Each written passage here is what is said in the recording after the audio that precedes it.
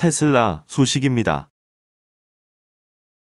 머스크, 주식 26조 원 매각 기부에도 지분 더 늘어.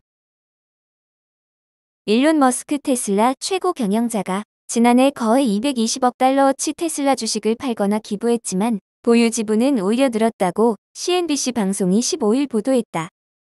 이에 따르면 세계 최고 부자인 머스크는 전날 미 증권거래위원회 공시를 통해 보유한 테슬라 지분이 전체의 약 17%인 1억 7,260만 주라고 밝혔다. 이는 지난해 주식 매수 청구권 행사로 발생한 세금을 납부하기 위해 필요한 현금을 마련해야 한다며 보유 지분의 약 10%를 매각하기 전보다 200만 주 이상 늘어난 것이다. 머스크는 지난해 세금 납부를 위해 테슬라 주식 1,570만 주, 160억 달러어치를 매각했다. 또 500만 주, 57억 4천만 달러어치를 자선단체에 기부했다. 이에 따라 머스크가 지난해 덜어낸 주식은 총 2,070만 주에 이른다. 그러나 그가 작년 스톡 옵션을 행사해 사들인 주식은 이보다 약 210만 주가 많은 2,280만 주에 달했다. CNN 비즈니스는 앞서 머스크가 지난해 2028년 만기인 840만 주의 스톡 옵션을 추가로 확보, 아직도 6,750만 주의 스톡 옵션을 보유하고 있다고 전했다. 블룸버그 억만장자 지수에 따르면 머스크는 테슬라 주가 하락으로 올해 들어 재산이 349억 달러 감소했으나 아직도 2,350억 달러의 재산으로 세계 최고 부호 자리를 지키고 있다. 애플 소식입니다. 애플 TV 플러스 넷플릭스 디즈니와 다른 길, CEO 팀 쿡 오스카상 콘텐츠 노려. 애플이 2019년 선보인 자체 동영상 스트리밍 서비스 애플 TV 플러스는 한동안 가입자 및 시장 점유율 확보에 어려움을 겪으며 팀 쿡 CEO의 값비싼 취미로 남을 수 있다는 비판을 받아왔다.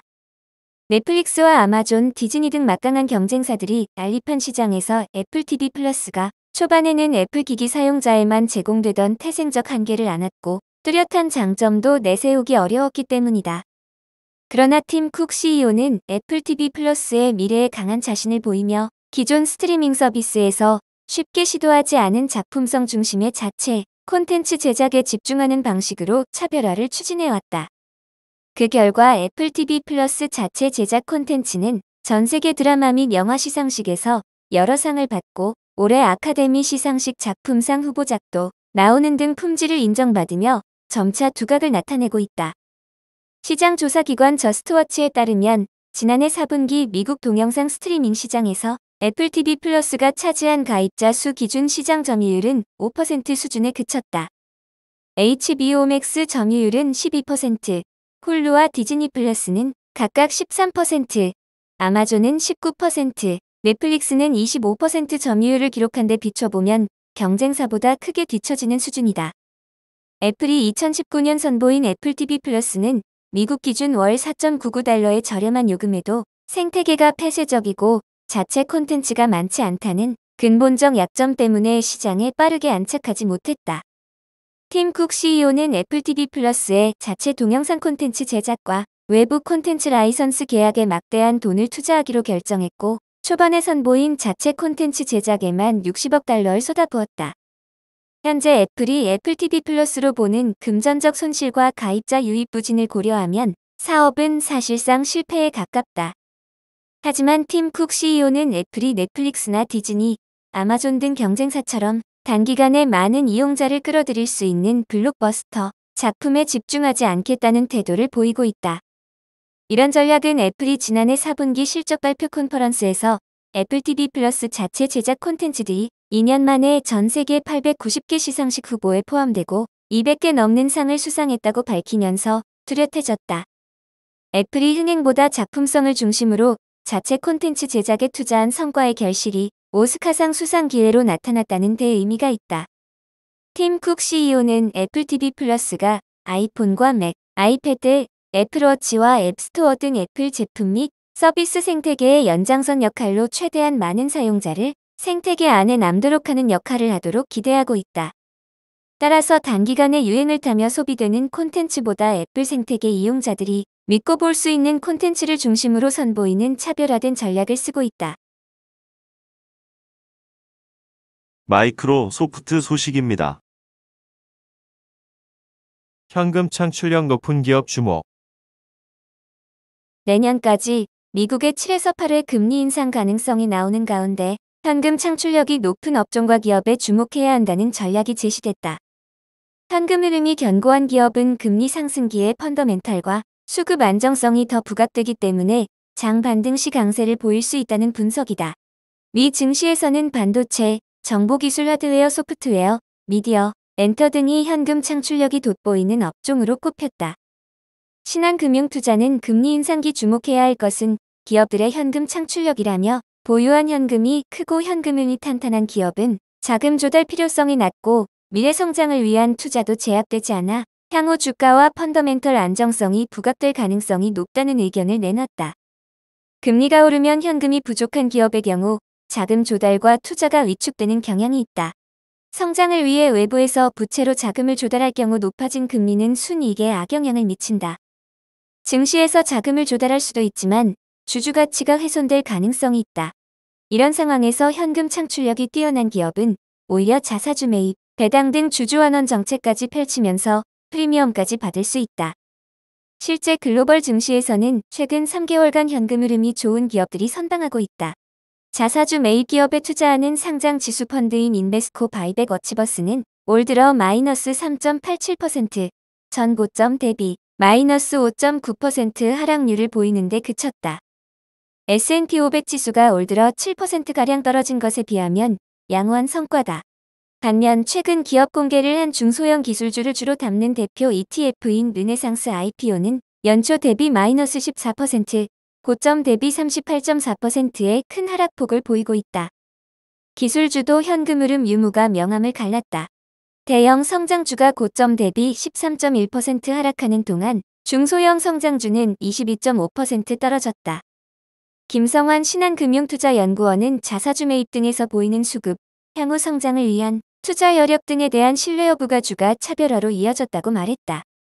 애플, 마이크로소프트, 알파벳 등 대형 성장주는 평균 매출의 16%를 잉여 현금 흐름으로 창출하지만 중소형 성장주는 0.6%밖에 회수하지 못한다는 설명이다. S&P 100과 나스닥 100 기업 내에서 잉여 현금 흐름과 매출 대비 잉여 현금 흐름이 높은 상위 기업은 애플, 마이크로소프트, 알파벳 A, 버크셔 해서웨이, JP모건, 오라클, 메타 플랫폼즈 등이 꼽혔다.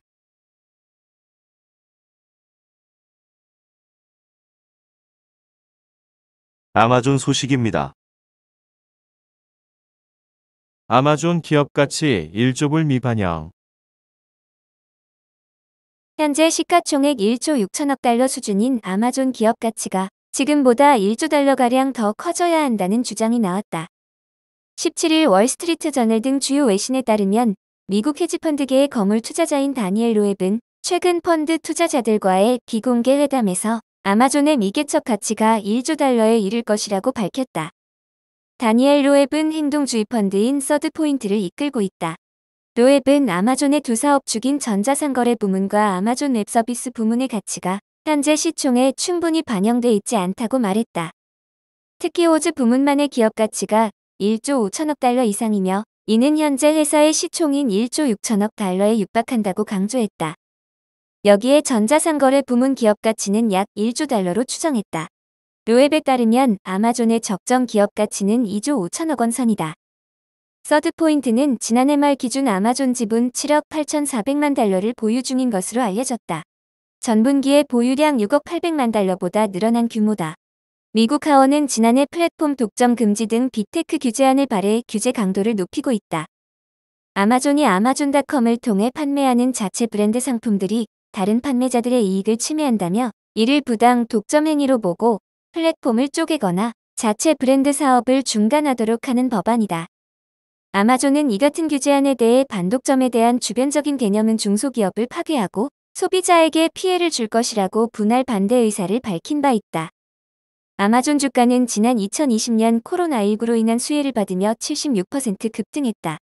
하지만 2021년에는 S&P 500 총 수익률이 28.7%였던 것과 비교해 주가가 2.4% 상승하는 데 그쳐 부진한 모습을 보였다. 리비안 소식입니다. 헤지펀드들 기대 충족할까? 헤지펀드들이 여전히 전기 트럭 업체 리비안에 대해 강한 기대를 갖고 있는 것으로 확인됐다.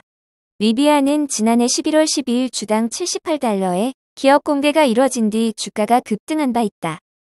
품질과 기술력이 인정받으며 투자자들의 기대가 높았다. 그러나 올해 들어서는 미국 연방준비제도의 긴축 고삐가 강화될 것이란 우려 속의 기술주, 특히 스타트업들이 고전하면서 리비안 주가 역시 폭락하고 있다. 올 들어 36% 넘게 폭락했다. 그렇지만 헤지펀드들의 기대감은 여전한 것으로 확인됐다.